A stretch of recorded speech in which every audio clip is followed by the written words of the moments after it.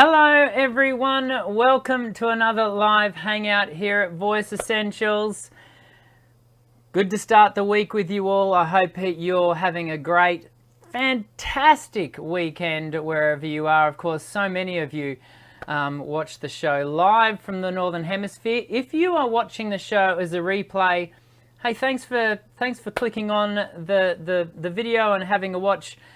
The vast majority of you actually watch this show as a replay. So I just want you to know that even though you're not in the live chat, which you can see on that side, you know, you're still very much considered a part of our community. And I always welcome your questions in the comments section below. Of course, in today's show, we're doing a pure I'm lost for words, Q&A, question and answer. And so people who are watching the show, I'm going to do my best to answer your questions. And our ever faithful, wonderful, awesome human being, Linda Dalton, is taking our your questions in the live chat. She puts it into a Word, like a Google Doc for me, and there she is writing away as we speak. So I'll get to your questions in a moment. Hello to all of our usuals. I can see Ashley in there. I can see Wicco. I can see Mackenzie. So many of you. Kathina, Pravat, Kelly. Hello, Kelly. Kelly and Ashley are both my private students, as well as Linda for that matter. So it's always good to have my one-on-one students chime in and be a part of our discussions. As you know, for those of you who do regularly chime in, I have, do you know what, the last month has been probably 5 weeks. It all started, no, it's about 4 weeks. I shouldn't extend it beyond what it deserves. The tech issues that we've had, not only that I've had, not only with this show, but also with my computer, and I'm dare I be optimistic enough to say I think they're completely ironed out. You know, 2 weeks ago I said that it was all done. Then 5 minutes after the show had finished, the whole computer crashed, blue screen, the whole blue screen of death. And of course, last week we had a Q&A, just like we're going to do this week, and the computer's been fine, and last week's show went off without a hitch. I am very hopeful that today's show is going to go off with a hitch. I don't think there's a reason, well, there's plenty of reasons to think that it wouldn't. Rest assured, if for some reason everything falls over and I suddenly freeze on screen, I will do my utmost to get the show back up. And that's really how we'll deal with. Fortunately, YouTube does give you a few moments to try and resurrect the show now, which is fantastic, so that if things do fall over, we can try and resurrect it. But of course, if within 10 minutes, the show is all frozen up and it's all locked up, and I don't arrive back, I'll have let Linda know, and Linda will let you know in the live chat. But I have a growing confidence that I think we'll be fine, which is such good news.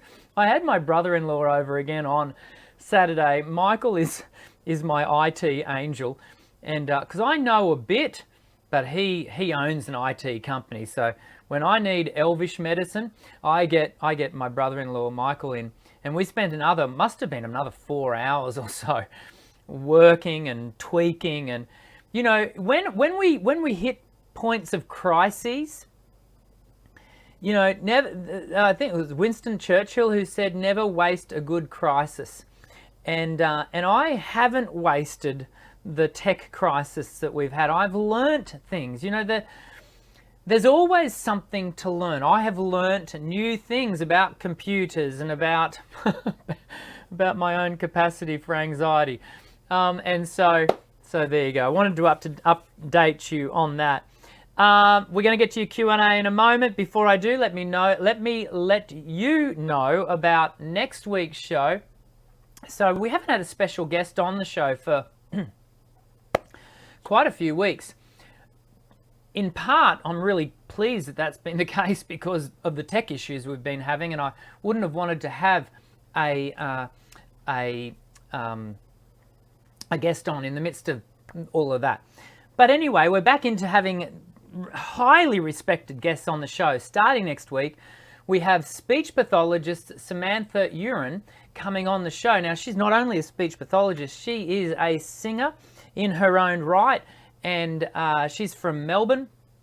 And when I said to Samantha, well, you know, what are we going to talk about? Now, Samantha and I have sat on a panel together at a national conference where we sat on a vocal health panel together. She is just wonderful. You're going to love her. So make sure you subscribe to the channel and hit the white bell icon just so you get that notification to remind you about next week's show. But we're going to be talking about the area of quick fixes. You know, there's so many mistruths online about singing. And many of those arise out of what I think are many mistruths that are just you know, wives' tales that are held amongst singers for whatever reason, and they've found their way into sort of the pop culture of singing somehow, and then they get regurgitated online. Some of these quick fixes can be rather dangerous for the health of the voice, but also for the development of the singer, for the psyche of the singer. You know, when you go to implement some of these quick fixes, you go, well, this doesn't seem to work. It must be me because X, Y, or Z person online, you know, who's set themselves up as a full guru, said that it should work. Well, it may well just be that your voice is acting just fine and that the quick fix actually is not appropriate nor true. So we're gonna unpack a number of those, and Samantha's a great person to have come on with that dual qualification of being a practicing singer herself, but a trained speech pathologist. And so I'm really looking forward to having her. That'll be on Monday, not Wednesday. Don't tune in on Wednesday. Well, you'll be able to watch the replay. On Monday, the 31st of May, at 1 p.m. Australian Eastern Standard Time. So, of course, for many of you, that will be Sunday on the 30th of May. Anywho, so there you go. That's pretty much all the kind of catch up we need to do, I think, today. So we really should get into things straight off the cuff.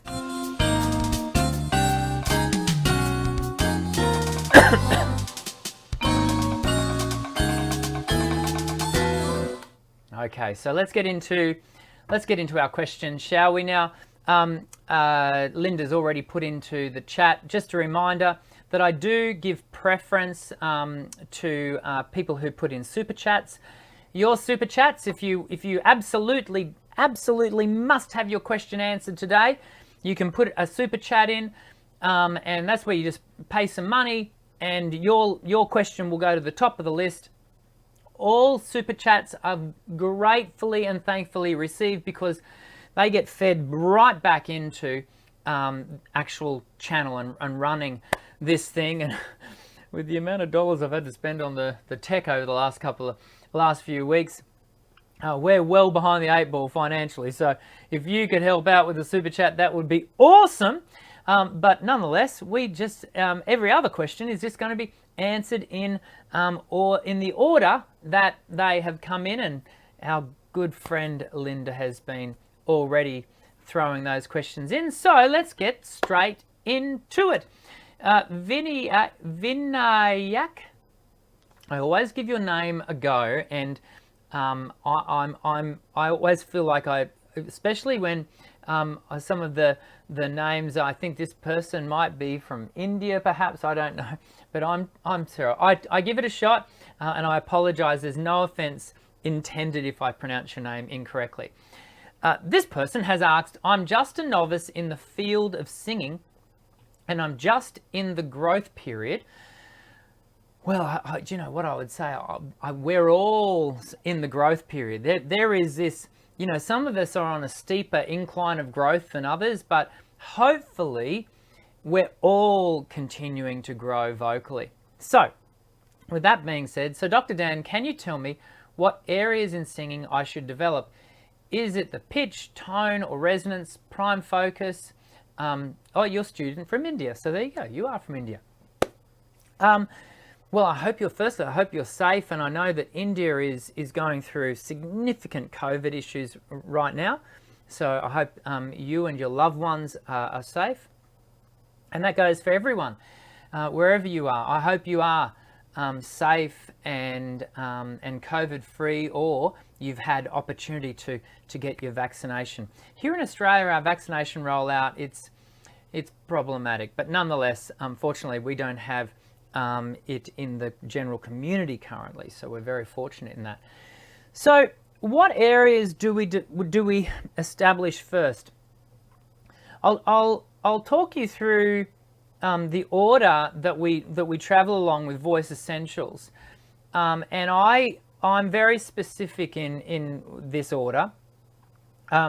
Firstly, I work on body alignment.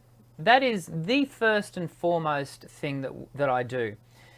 I then educate a new student about their vocal tract and the fact that they are a biological instrument, and that it's completely malleable and moldable, and a lot of it is able to be managed by the singer consciously. I then work, in keeping with that, I work on twang and belt, and but in part, you hear me say, you know, working on belt, I introduced belt in the third lesson, but in many respects, I'm not really working on belt. That's certainly the title, but actually we're working on balance, and what we're working on is balance of breath to tone. And when we're able to balance breath to musculature and the resonance, then we can go about developing volume, and those things come. I work on forward placement. I work on breathing is very important. That being said, whilst I introduce breathing and the concept of breath pressure from the second lesson, it's something I don't. So we're indirectly looking at breath management. I don't purposefully go after breath management until lesson 6, typically. This is all managed according to the student, but in general, this is what happens. So what I want you to hear from what I'm saying is, there are a range of things that we need to be doing with our singing. In fact, I spoke at an international virtual symposium last week. Some of you were able to tune in. I saw that Mackenzie had been a part of it, and I know Kathy chimed in, and I don't know, I think Linda also might have chimed in to the pandemic proof singers summit. I think that's what it was called. Anyway, and I talked through the 8 areas of technique. I won't go through them today again, but enough to say that there are 8 areas, but that doesn't mean that we're only ever working on one area at a time. With singing, there's always a multiplicity of things happening, and so we're actually, while we might directly and consciously work on, you know, one particular thing, there are other things that are happening at the same time. Can I just point out that, have you noticed that I have not yet said I work on pitch? Now, within the Voice Essentials process, we are informally, as I've just said, working on pitch accuracy informally. As we drill notes, our pitch accuracy, we would expect our pitch accuracy to improve, to develop. I don't purposefully, intentionally go after pitch accuracy until Voice Essentials 2. And so it's important that we don't put the horse before the cart. No, we should put the horse before the cart, shouldn't we? We don't put the cart before the horse. And so many singers want to work on pitch accuracy first, but in doing so, often they create tension to establish said accuracy. And they may well get accuracy over a rather, often it's only a limited range. And the reason the pitch accuracy happens over a limited range is because there's so much tension that the voice becomes quite constricted in nearly every other aspect of its singing. So the better road, the longer road, dare I say it, the road less traveled, is to actually allow pitch to develop just in the background, but to go after things like body alignment, vocal tract shape, breath management. These are the areas of your voice, and it's no longer surprising to me, but it may be surprising to you that as a result of working on these other foundational pillars of your voice, and pitch accuracy is actually one of the 8 technical factors, but by working on the other 7, that pitch accuracy will naturally, for most people, naturally improve. So there you go. Pravat Suba, how to master breathing. Well, I've got a whole video on that on the channel, Pravat. It's quite a lengthy one. It's an in-depth dive and look at breath management. I encourage you to go and look at it on the channel. We've talked about breath management in detail so many times here on the Q&A. I won't go into it again today, but I do want to just highlight one thing, and that is, notice that we're always referring to breath as breath management. What we are learning to do, we are not learning to take on more breath for good contemporary vocal. And that's important that I once again highlight, I am a contemporary singing teacher, not a classical. So every instruction I give is directed to singers who want to do rock, pop, country, some jazz, modern music, theatre. So that's important that we frame this correctly. But we're not about establishing more volume of breath.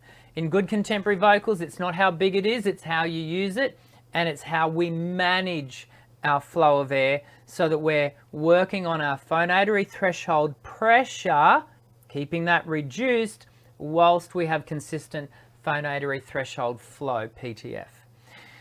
Ashley, I can see, I don't usually throw questions to my students because they can ask me, but I'm gonna answer Ashley's question. Ashley is one of my private students, and she's asked a question. I'm just wondering if I do the bend of the knees for all the exercises. And Ashley, I saw your question come into the chat earlier on, and so I quickly printed off.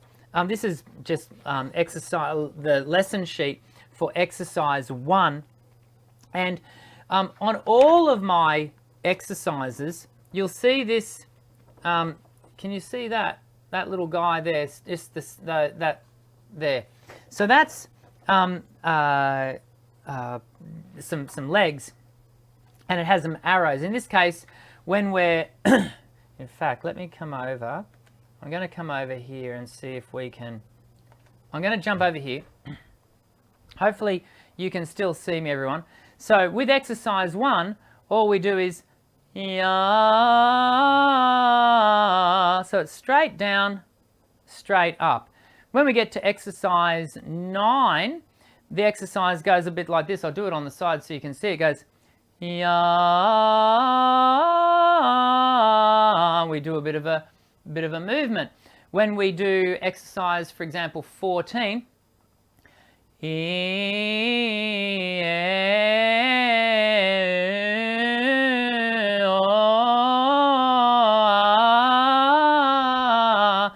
and we move through it. So you might be asking yourself, let me come back to here. You might be asking yourself, well, that's all well and good, Dr. Dan. Why are you moving like that? You know, I put this in and built this into my process years ago. I've been having my students move for 20 years. It's not something I was taught to do. It's something I kind of developed I did observe one of my colleagues instruct a student to bend for a particular note once, but it was a very one-off thing. And anyway, I got to exploring that with students, and I started to realize, do you know what? The instrument from shoulders up is being significantly influenced muscularly by how the body is managing its structure, sort of basically from the shoulders down.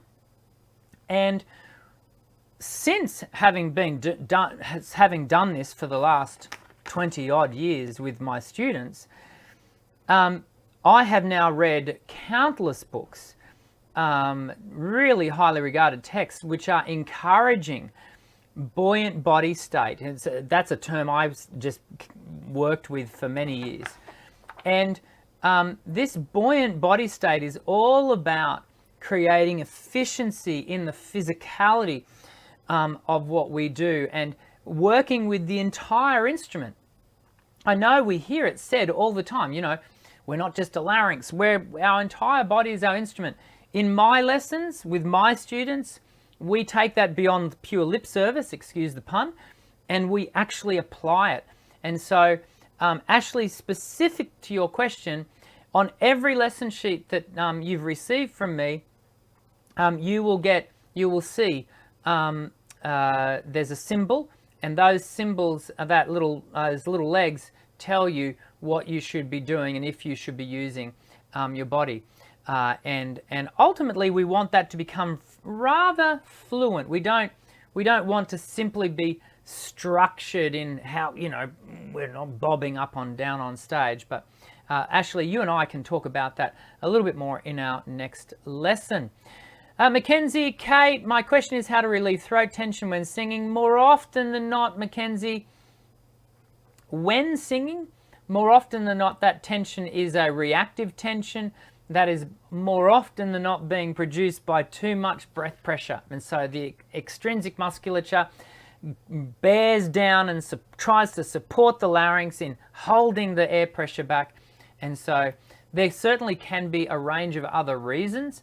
And of course, the only way for me to be really specific would be to see and hear you. And Mackenzie, I'm still waiting for our opportunity to have you come on and do your live song review. So, you know, maybe that could be an opportunity for us to do that.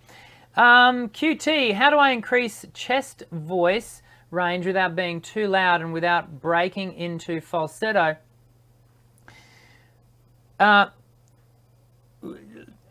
Can I rephrase your question so that we're a little bit more accurate in talking about it? We don't increase chest range. What we learn to do is manage the musculature in such as a way as to withhold the transition into, using your language, into head voice and then falsetto. And so we want to be really careful in how we do that. Now, ultimately, when we are working that chest voice higher and we're withholding the transition, what we're causing there to be is a stretch in the ligament, and we've got to manage that. And you know, we're kind of learning to do the splits. And of course, if I was to go straight into the splits right now, I would do myself a great disservice. And the same thing can go for a singer who wants to just really, you know, wrench on their voice and try to basically yell out those big notes.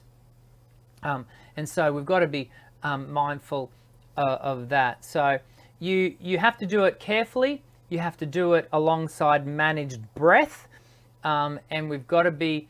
You've got to learn to manage your breath pressure and your breath flow, and that's why. Remember I said a few moments ago about, you know, when I introduced belt volume around singing, I'm more introducing balance than I am volume. And when we get the balance right with the belt, we can then get the volume. Kelly, I have seen your super chat. Thank you so much. Very kind. What is the purpose of sirens, the one in the warm-up video, and why are they so hard? They can be hard. Are they related? The singing straw exercises, and can you use any straws? Facebook tried to tell me singing straws. Yeah, there are a few people that have jumped on the bandwagon of trying to, create singing straws. Look, and perhaps, I don't know, maybe there's something that maybe there's a secret I'm not in on, but I don't know that you need to have, these specific singing straws, Kelly. So if you, go out and buy, these days I'm given to encouraging people to buy some aluminium or stainless steel drinking straws, and they will do the trick. That's all you need. You don't need to buy any particular size straw. Particular branded straw. And if you buy the stainless steel, they're washable. You can use them regularly. Back to the first part of your question, what is the purpose of sirens? Sirens play a whole range of different roles. Sirens, more often than not, are a part of the semi-occluded vocal tract activities. You and I, Kelly, have not yet got to exercise 19, where on the first activity in Voice Essentials 2, where we will work on sirens. And in that activity, we do 4 sirens. We do lip bubble, tongue trill, we do a hum, we do an NG. All of those are semi-occluded in the way the vocal tract is narrowed, and it creates an impedance of the voice that allows the vocal folds to oscillate more freely, and by virtue of that, it actually it's hard to sort of describe it, causes the vocal folds to not push and press in on each other quite as heavily, but they're still able to cleanly ripple wave. The key to great sirens is great breath management, and which is why I don't introduce lip bubbles, tongue trills, any of those things, and sirens until after we've had a good period of time of working good breath flow, because without good breath flow, we're simply not going to get the evenness. The vocal folds will stop ripple waving if there's a disruption to the airflow. So the question you've asked, the one in the warm-up video, and why are they so hard? They are hard because you're managing, not only are you managing breath flow, you're managing vocal fold oscillation, you're managing vocal tract shaping, and you're managing pitch variance across registers. So this is why we don't do them until Voice Essentials 2, because they are challenging. But Kelly, I know you well enough to know you are going to nail it. It's just going to take us a little bit of practice. Okay. Super King, thank you for another super chat. Very much appreciated. Who's the second world's greatest vocal coach that I can go for vocal lessons on YouTube? You being the greatest, well, that's very kind. You being the greatest, of course, and care to give a brief promotion as to why this person's so good. Pop rock. I'm not the world's greatest vocal coach. Super King, you're very kind. The majority of the world's greatest voice teachers are not on YouTube. So that's the first thing. The second thing is I don't typically give referrals. Even when people ring me, I've got one friend here in Brisbane who I refer to, who's been on the channel before. I'm just checking. No, I was just checking that wasn't Linda. I had a little heart palpitation for the tech. So where was I? So vocal, so we've had Zach Bradford on the channel here before. I think Zach is just amazing, fantastic guy, lives in the same city as I do. So when local people ask for references, he doesn't actually have his own YouTube channel per se. But I think Zach is fantastic. And then I have another very good friend who's a classical singing teacher, Jeffrey Ashenden, who when I get classical people looking for lessons, I don't teach them. I refer them on to Jeff, and then they go to him. So, but beyond that, and the reason I refer to both of those guys is because I have had opportunity to observe their work. So many referrals that you will receive in the world of singing, teaching, etc. are based purely on, she's my friend. Well, that's great. She might be even a fantastic friend, but that doesn't necessarily mean I know how they teach. And so I don't tend to give direct referrals. And in regards to other channels, I would direct you to Singwise. Karen's been a good friend to this channel. She's a moderator in the live chat, and I've observed her work. I don't know whether she's giving personal singing lessons at the moment or not.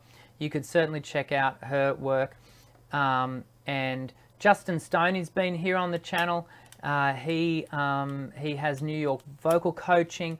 You could check out his channel. But these are not me referring you to them.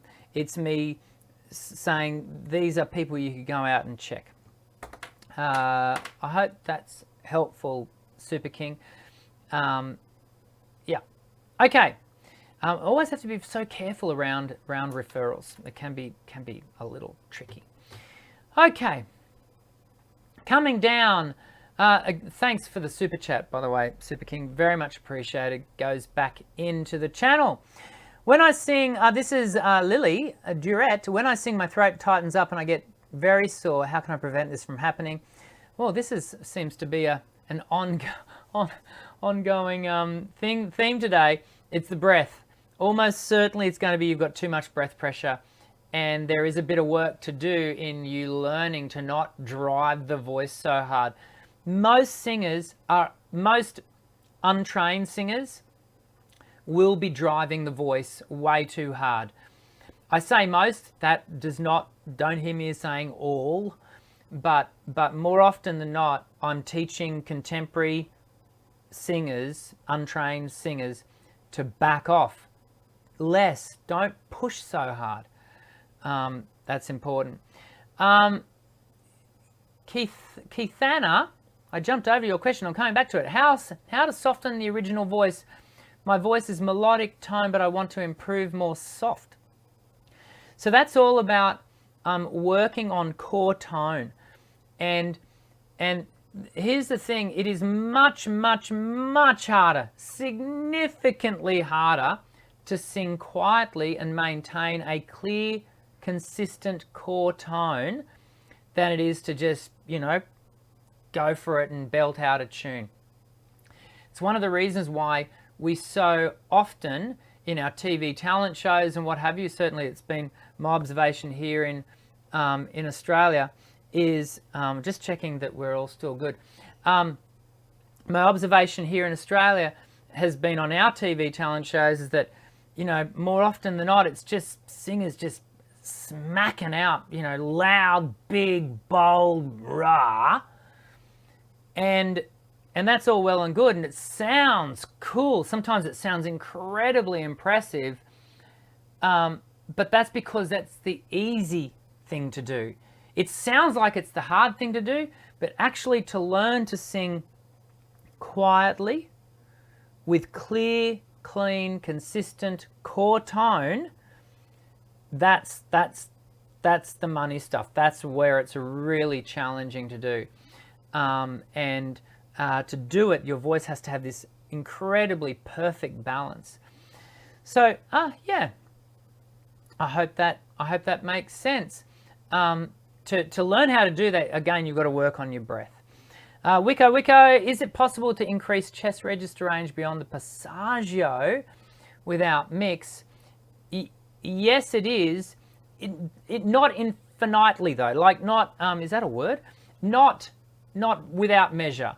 There is an anatomical limit that your voice has that's almost certainly different to mine, that it's different to everyone else in the chat, but that it is possible to learn to extend. And I prefer this idea of withholding the transition.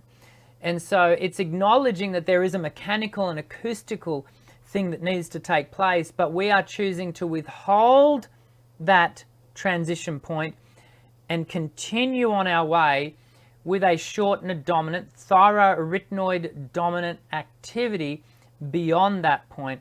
And how far we go, particularly when we're not introducing any balance of the force, where we're not introducing any mix value, that's where we have to workshop the voice and play around with it. So the answer to it is yes, but you want to do it carefully and, if possible, under the instruction of someone who knows what they're doing. Vonnie Ura, hi sir, I go through, just have a look at the time. We'll do a couple more questions. Vonnie Ura, we'll get the first question. Hi sir, I go through all your lessons and I'm trying every exercise. But my question is, I did a lot of exercise, but I'm not able to come out singing in the morning. I have rhinitis. So what are your suggestions? So firstly, remember when we first start out with my material, and my advice to you with pretty much anyone else's material, when you first start, only practice every second day for about 20 minutes. This is all about establishing stamina. Because if you don't establish muscular stamina, then your voice is going to fatigue heavily, and you'll start to drive the voice harder, and it just becomes this really vicious negative cycle. So that's the first thing. If you're waking up with rhinitis, I would recommend you talk to your medical practitioner. I am not a medical doctor and therefore cannot give advice around rhinitis. I would encourage you to go and have that looked at by your GP, your general practitioner, and ask them about what the solutions might be for you, and what is causing that. And I'd want to go exploring that. That would be the first and foremost suggestion that I would be advocating for. Mia Al, hello to my favorite vocal coach. You're all. This is the club of the what do they say? The club of the mutual admiration club. Thank you, Mia. Hello to my favorite vocal coach. I have a question for you, and is that every time that I reach a C5, that's an impressive note, or higher, despite that sounds clean and loud, I can't keep these notes because they cause me a headache. Okay, so you're a baritone. I forgot to tell you that. Yes, you did forget to mention it, because I was thinking that you're a female voice type.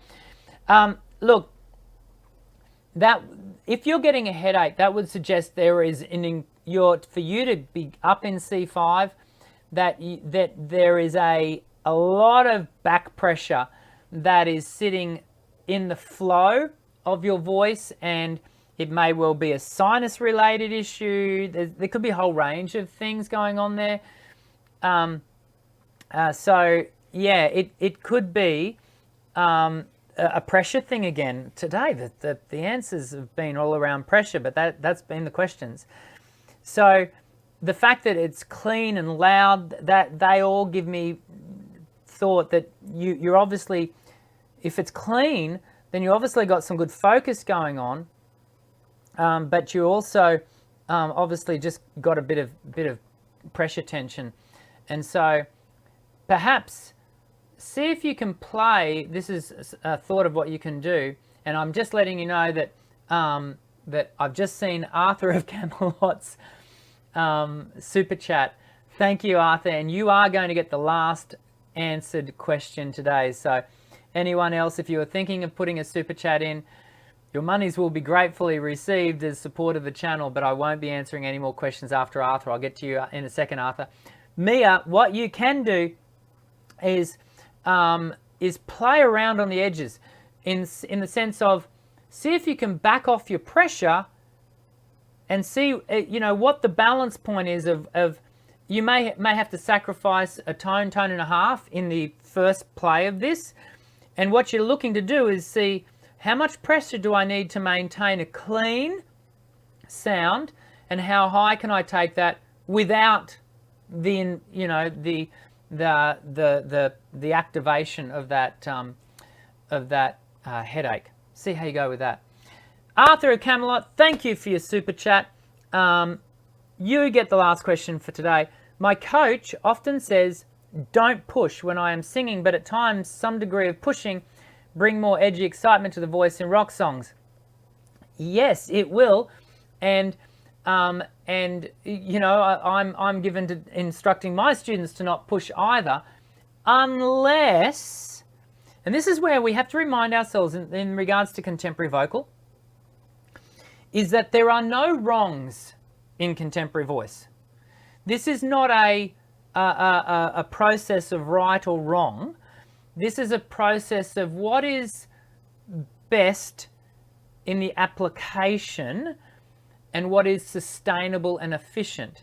But that being said, there are some aesthetic things that we do as contemporary singers that if you were to do them all the time, if they were habitual, they would not be sustainable. But yet we still make certain aesthetic choices to apply certain sounds and certain textures to the voice.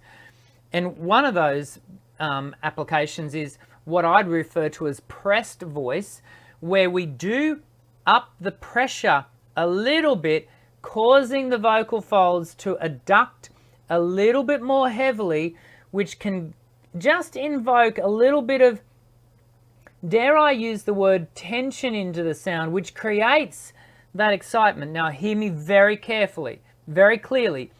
If you do this all the time, if this becomes your habit, you are likely to run into problems. Can I also say, do not try this if you have any sense that your voice is compromised in any way, either it be health or functional pathology. You have to learn to do these things and play around these edges when the voice is healthy and free of any challenges. And this is why the gateway to playing in these spaces has to be building a foundational technique that you can rely on night in, night out if you're a professional singer, that you can count on, that you've established a highly balanced, efficient, sustainable technique that is going to keep your voice safe and healthy habitually, that you then make these choices on. So yes, Arthur, I support your coach's instruction to say don't push, but there are times where there needs to be an application of increased pressure to build a certain aesthetic outcome, and rock would be one of those. So I hope that clarifies. And Arthur, can I get you, go back to your teacher? And, you know, perhaps you've already had this conversation, but I'm always given, you know, we singing teachers can't read minds. You know, sometimes my students, I've been doing this long enough now, 26 years this year, and I kind of go looking for the signs in the it's often in the students' eyes, where I can see a question sort of buzzing around in there, but they don't ask it. So I, you know, more often than now, if I catch that, I'll actually say, oh, you look like you want to ask a question, you know, because at the end of the day, I don't know what the question is. And so, you know, talk to your teachers. If you have a singing teacher, don't leave them in the dark to guess. Make sure you ask the questions so that, you know, so that there's an opportunity for that person to respond and clarify. That's not to say that the answer that they give you is always going to be what you want to hear. And it may not even be an answer that you agree with, but at the very least, you'll have given them an opportunity to clarify. You know, what often is given is a very quick, sharp instruction, like don't push. You know, sometimes it's good to ask for clarity around those things. What a great session. Thanks for the super chats today. Very helpful. And I appreciate that. I had a small moment where I thought the tech had fallen over again, but I don't think so. I think we had another tech problem-free session, and maybe we just maybe I just need to stop worrying myself over it and draw a line under it and get on with life, Daniel. And I hope you get on with life this week, no matter where you are in the world. If you've enjoyed today's Hangout, which, like me, I want you to hit the thumbs up button. And hey, can I say to you, if you have friends and family who are into this singing thing, and tell them about Voice Essentials, the community I'm talking about. So that includes the YouTube channel. Get them to watch some of the videos. Get them to subscribe. Tell them about the Facebook community. The best way we can get the word out about this absolutely amazing global community that we have here at Voice Essentials is word of mouth. I know it's very old-fashioned, but word of mouth, you are going to be the greatest influence to have other people join our community, far beyond my influence. And so I encourage you to do that if the opportunity arises. Certainly, we're not going to create a cult. So you don't need to bring people kicking and screaming and, with an arm tied behind their back. Just share your experience with the community and let them know about it. I hope you have a great week. I hope you continue to be safe and healthy. And I really do look forward to you joining us next week when speech pathologist Samantha Uren is going to be joining us. And I'm really looking for it. She's a great gal. And I know you're going to really enjoy seeing her. So until we meet again in 1 week's time, I'm Dr. Dan.